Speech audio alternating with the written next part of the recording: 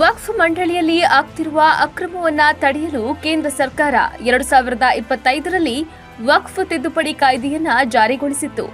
ವಕ್ಫ್ ಕಾಯ್ದೆಯ ವಿರುದ್ಧ ಮುಸ್ಲಿಂ ಸಂಘಟನೆಗಳು ಸುಪ್ರೀಂ ಕೋರ್ಟ್ನಲ್ಲಿ ಮೇಲ್ಮನವಿ ಸಲ್ಲಿಸಿದ್ರು.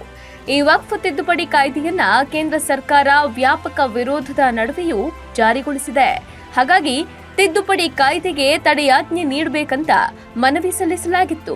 ಈ ಎಲ್ಲಾ ಅರ್ಜಿಗಳ ವಿಚಾರಣೆಯನ್ನ ನಡೆಸುತ್ತಿರೋ ಸುಪ್ರೀಂ ಕೋರ್ಟ್ ಕಾಯ್ದೆಗೆ ಸಂಪೂರ್ಣ ತಡೆ ನೀಡಲು ನಿರಾಕರಿಸಿದೆ. ಆದರೆ ಕೆಲ ಅಂಶಗಳಿಗೆ ಮಾತ್ರ ತಡೆಯಾಜ್ಞೆ ನೀಡಿ ಮಧ್ಯಂತರ ಆದೇಶ ಹೊರಡಿಸಿದೆ. ಒಬ್ಬ ವ್ಯಕ್ತಿಯು ವಕ್ಫ್ ಮಂಡಳಿಗೆ ತನ್ನ ಭೂಮಿಯನ್ನ ದಾನ ಮಾಡಲು ಕನಿಷ್ಠ 5 ವರ್ಷಗಳಿಂದ ಇಸ್ಲಾಂ ಧರ್ಮವನ್ನ ಪಾಲಿಸಿರಬೇಕು.